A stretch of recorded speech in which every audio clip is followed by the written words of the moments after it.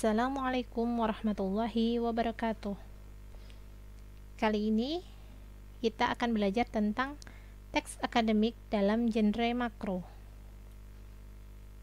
Yang pertama, membangun teks akademik. Dalam materi sebelumnya kita sudah mempelajari tentang genre makro dan genre mikro. Mari kita ulangi dulu. Yang pertama adalah genre makro. Genre makro yaitu genre yang menamai sebuah jenis teks secara keseluruhan. Contohnya ada buku, ulasan buku, proposal penelitian, laporan penelitian, laporan praktikum, dan artikel ilmiah. Sedangkan genre mikro adalah subgenre yang lebih kecil yang terdapat di dalam genre makro dan dipayungi olehnya. Contohnya ada teks deskripsi, teks laporan, prosedur, eksposisi, eksplanasi, diskusi, dan sebagainya. Jadi, sebagai contoh ada genre makro pada teks ulasan buku. Maka di dalamnya ada pula genre mikro, yaitu ada deskripsi, eksposisi, diskusi, dan sebagainya, seperti itu. Selanjutnya, jawablah pertanyaan-pertanyaan berikut ini di dalam hati saja, tidak apa-apa. Yang pertama, kapan pertama kali Anda mengenal istilah genre? Apa perbedaan genre makro dan genre mikro? Yang kedua, Anda tumbuh di lingkungan budaya akademik. Dapatkah Anda menjelaskan pengertian teks akademik? Yang ketiga, jelaskan perbedaan antara teks akademik dan teks non-akademik dengan menunjukkan ciri-ciri yang ada. Yang keempat, siapa yang dituntut untuk menghasilkan teks akademik?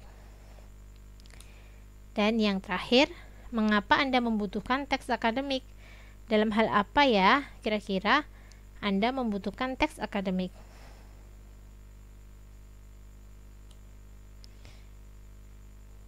Selanjutnya, ciri-ciri teks akademik. Ada beberapa ciri-ciri umum teks akademik. Yang pertama, sederhana, kedua padat, ketiga objektif, dan keempat logis. Sederhana di sini bermaksud yaitu tidak melebih-lebihkan. Jadi, apa adanya, tidak terlalu berlebihan. Yang kedua, padat. Padat dalam Kamus Besar Bahasa Indonesia berarti sangat penuh sehingga tidak berongga. Jadi maksudnya di sini teks akademik itu padat akan informasi, tidak bertele-tele. Yang ketiga, objektif. Objektif yaitu mengenai keadaan yang sebenarnya tanpa dipengaruhi pendapat pribadi. Yang keempat, logis. Seperti yang kita ketahui, arti atau maksud dari logis yaitu sesuai dengan logika. Jadi teks akademik harus sesuai dengan logika, sesuai dengan penalaran, dan yang pasti masuk akal. Materi sebelumnya kita juga sudah mempelajari tentang teks lisan dan teks tulis. Jadi, seperti contoh teks berita di radio. Teks berita di radio adalah teks tulis yang dimediakan dalam bentuk lisan. Sedangkan ada lagi contoh yaitu teks drama. Teks drama kebalikannya. Kalau teks drama itu teks lisan yang dimediakan dalam bentuk tulis. Di sini saya memiliki dua contoh teks. Teks 1A itu cenderung lisan, non-akademik, dan non-ilmiah. Dan teks 1B cenderung tulis, akademik, dan ilmiah. Kalian bisa pause video ini untuk membaca lebih lanjut teks 1A dan teks 1B. Kemudian cari perbedaannya.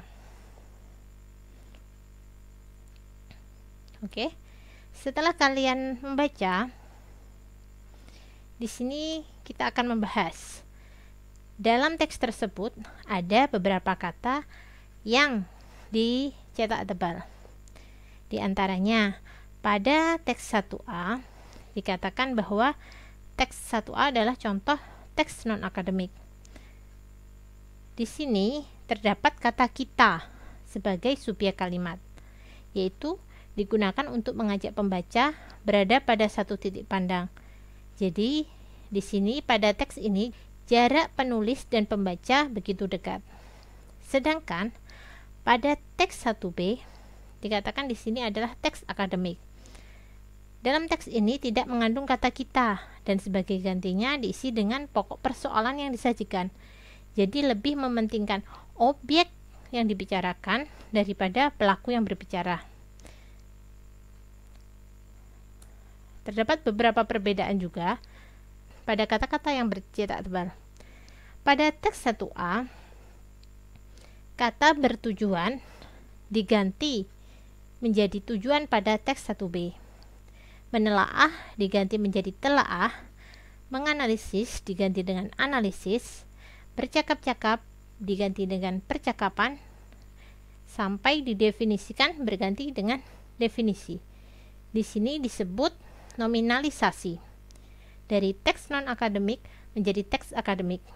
Nominalisasi adalah mengubah verba menjadi nomina, mengubah kata kerja menjadi kata benda. Hal itu bertujuan untuk memadatkan informasi dan menggeneralisasikan peristiwa subjektif menjadi objektif. Oke, saya kira bisa dipahami. Selanjutnya adalah tugas untuk kalian.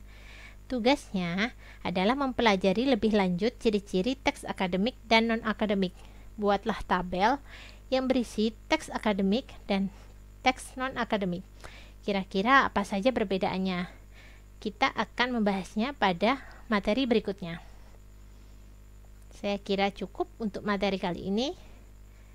Sekian, wassalamualaikum warahmatullahi wabarakatuh.